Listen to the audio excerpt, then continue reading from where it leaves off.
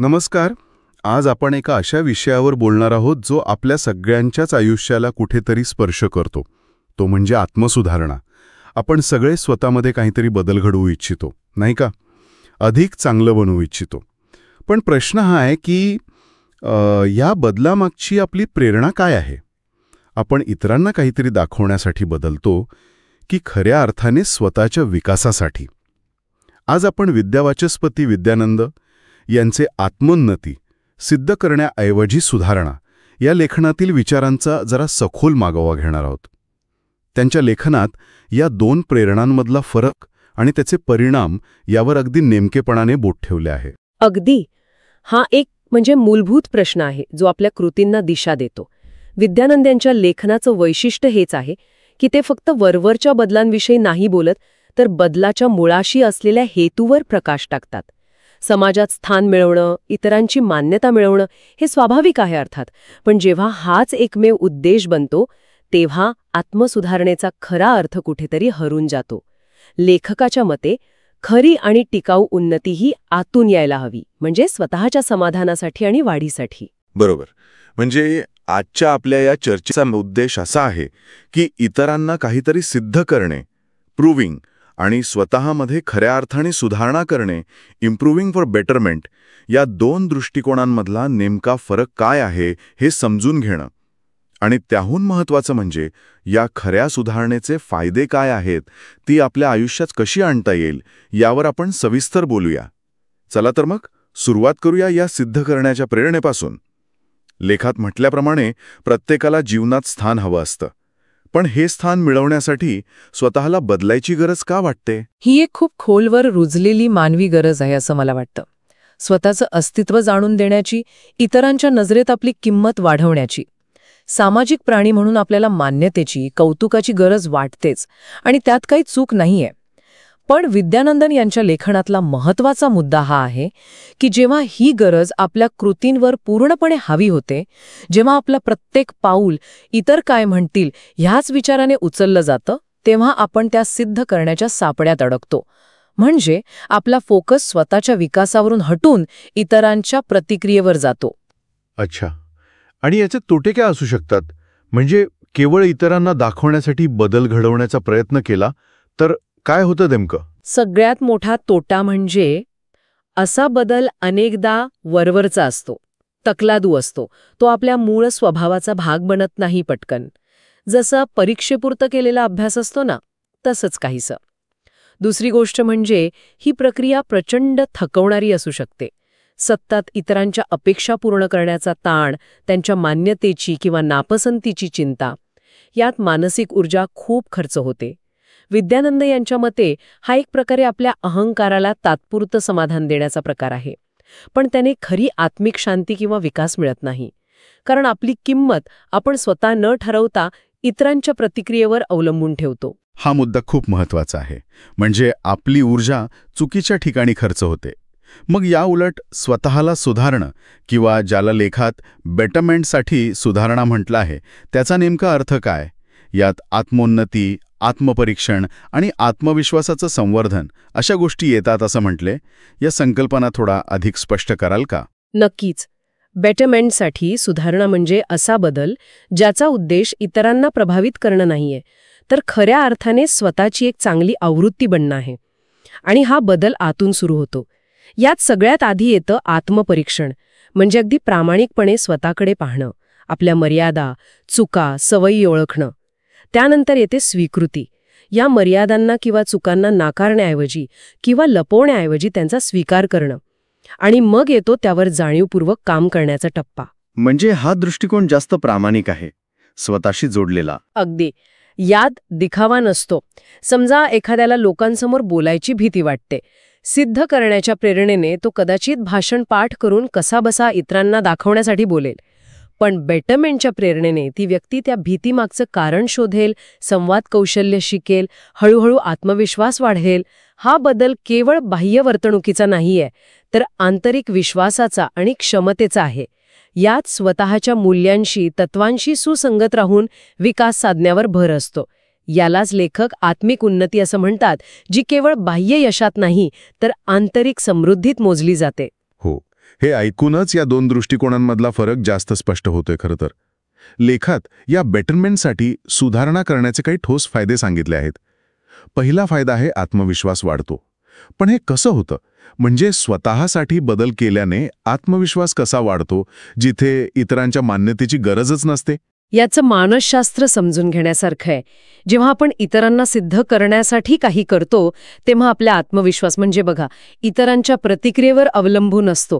त्यांनी कौतुक केलं तर तो वाढतो, नाही केलं किंवा टीका केली तर तो ढासळतो. ही एक प्रकारची भावनिक कसरत असते सततची.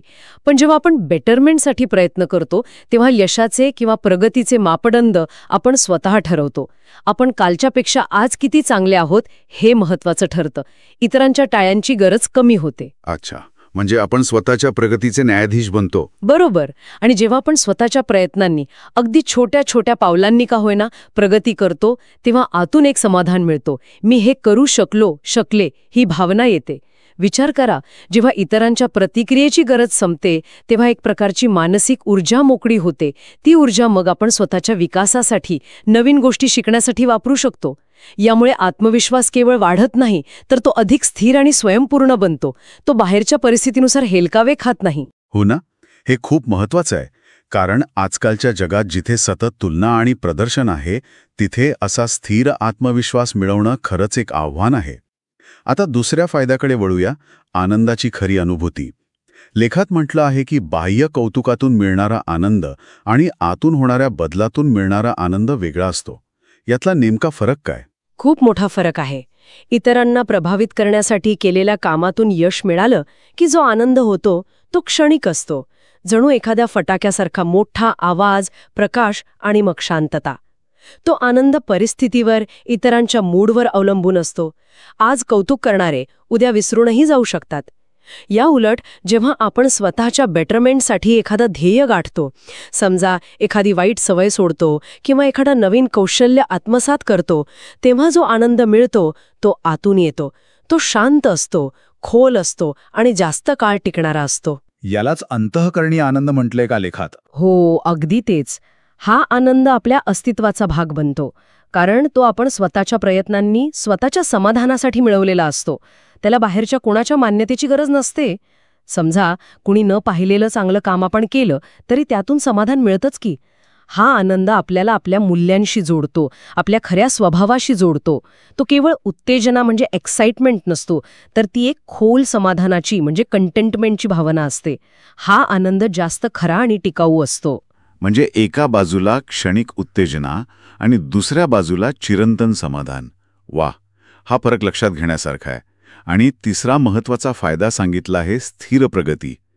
सिद्ध करण्यासाठी केलेला प्रयत्न तात्पुरता असतो, पण सुधारणेसाठी केलेला प्रयत्न स्थिरता देतो. हे कसं घडतं? यातली प्रेरणा कशी वेगळी भूमिका बजावते? याचं मुख्य कारण प्रेरणेच्या म्हणजे मोटिवेशनच्या स्रोतात आहे. जेव्हा आपण काहीतरी सिद्ध करण्यासाठी धडपडतो तेव्हा ती प्रेरणा बाह्य असते. जसं की प्रमोशन मिळवणं, कुणाला तरी हरवणं किंवा समाजात विशिष्ट स्थान मिळवणं. एकदा का ते ध्येय साध्य झालं किंवा ते अशक्य वाटू लागलं की प्रेरणा संपते आणि प्रयत्न थांबतात. ही प्रगती अनेकदा एका विशिष्ट उद्दिष्टापुरती मर्यादित राहते. आणि बेटरमेंटच्या बाबतीत जेव्हा उद्देश स्वतःला अधिक चांगलं बनवण्याचा असतो तेव्हा प्रेरणा आंतरिक म्हणजे इंट्रिन्सिक असते. ती कुठल्या तरी एका ध्येयावर संपत नाही. मला अजून शिकायचं आहे, मला अजून शांत व्हायचं आहे, मला माझे संबंध अजून चांगले करायचे आहेत. ही एक सतत चालणारी प्रक्रिया बनते. ही एक जीवनभराची यात्रा आहे असं म्हणायला हरकत नाही. त्यामुळे यातून होणारी प्रगती ही वरवरची नसते, तर ती जास्त स्थिर आणि सातत्यपूर्ण असते. ती आपल्या व्यक्तिमत्वाचा, आपल्या सवयींचा भाग बनत जाते हळूहळू. पण मला विचारायचं होतं की या सुधारणेच्या प्रवासात अपयश आलं किंवा अपेक्षित गतीने प्रगती झाली नाही तर प्रेरणा टिकून ठेवणं कठीण नाही का?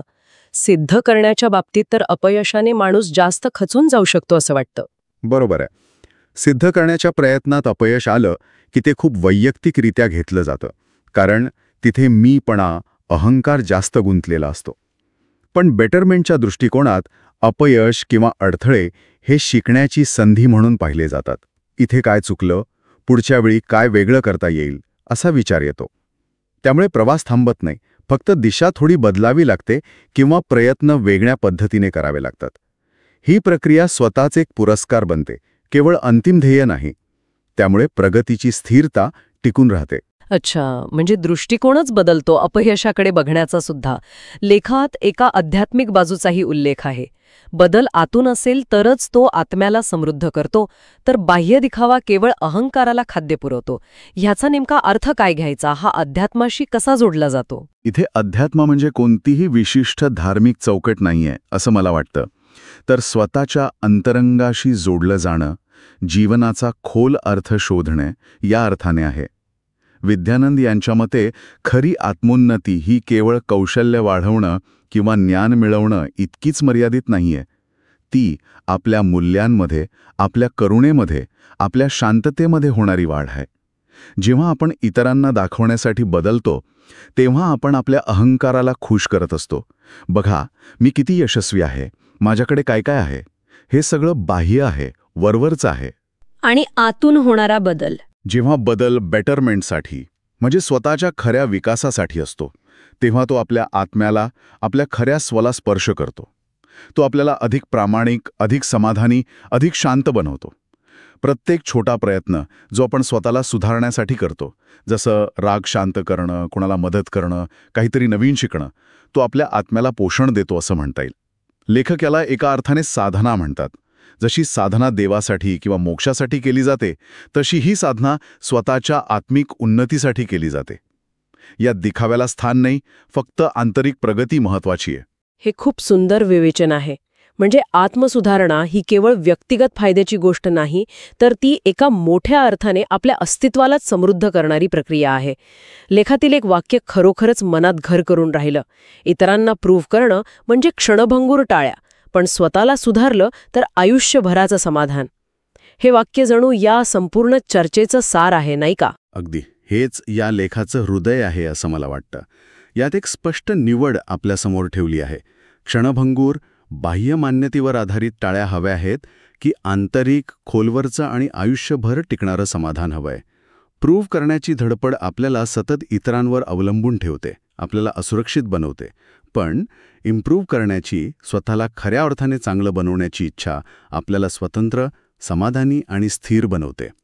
ही निवड सोपी नाहीये खरं तर, कारण समाज अनेकदा आपल्याला प्रूव्ह करण्यासाठीच प्रोत्साहन करतो. पण ही जाणीवपूर्वक करायची निवड आहे. आणि लेखाच्या शेवटी जो निश्चय करायला सांगितला आहे की मी स्वतःला इतरांना सिद्ध करण्यासाठी नव्हे, तर स्वतःच्या अंतर्गत प्रगतीसाठी सुधारेन, तो याच निवडीचा भाग आहे. Improve yourself for the betterment, but not only to prove. हे वाक्य पुन्हा एकदा त्याच गाभ्यावर जोर देतं.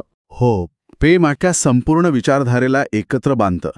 बेटरमेंट म्हणजे स्वतःचं खरं कल्याण, खरी उन्नती, यासाठी सुधारणा करायची आहे. केवळ इतरांच्या नजरेत मोठं होण्यासाठी किंवा काहीतरी सिद्ध करण्यासाठी नाही. हा दृष्टिकोन जर आपण अंगीकारला तर आत्मसुधारणेचा प्रवास हा ताण न वाटता एक आनंददायी आणि अर्थपूर्ण अनुभव बनू शकतो. तर विद्यावाचस्पती विद्यानंद यांच्या या विचारांमधनं आज आपण आत्मसुधारणेच्या दोन अत्यंत भिन्न प्रेरणा समजून घेतल्या. एक प्रेरणा जी बाह्य मान्यतेवर आधारित आहे आणि अनेकदा वरवरची ठरते, आणि दुसरी प्रेरणा जी आंतरिक विकासावर, बेटरमेंटवर लक्ष केंद्रित करते आणि आपल्याला खरा आत्मविश्वास, चिरंतन आनंद व स्थिर प्रगती देते. आणि आपण हेही पाहिलं की ही दुसरी प्रेरणा केवळ व्यावहारिक फायदेच देत नाही, तर तिला एक आध्यात्मिक किंवा आत्मिक उंचीसुद्धा आहे. ती आपल्याला आपल्या खऱ्या स्वत्वाशी जोडते आणि जीवनाला अधिक अर्थपूर्ण बनवते. बाह्य दिखाव्याच्या आणि स्पर्धेच्या जगात आंतरिक समाधानाचं आणि स्थिर प्रगतीचं महत्त्व हे खरंच अनमोल आहे. या सगळ्या चर्चेतून एक विचार मनात येतो ज्यावर आपण थांबू शकतो. तो विचार असा की जर स्वतःच्या खऱ्या उन्नतीसाठी म्हणजे बेटरमेंटसाठी उचललेलं प्रत्येक पाऊल इतकं महत्त्वाचं आणि अर्थपूर्ण असेल, तर आपण स्वतःला विचारू शकतो, असं कोणतं एक लहानसं पाऊल आज आत्ता उचलता येईल जे केवळ आणि केवळ स्वतःच्या आंतरिक विकासासाठी असेल. असं काहीतरी ज्याची कदाचित बाहेरच्या जगाला दखलही घ्यावी लागणार नाही, ज्याच्यासाठी लगेच टाळ्या मिळणार नाहीत, पण ते आपल्या आतल्या समाधानासाठी, आपल्या आत्मिक उन्नतीसाठी महत्त्वाचं असेल.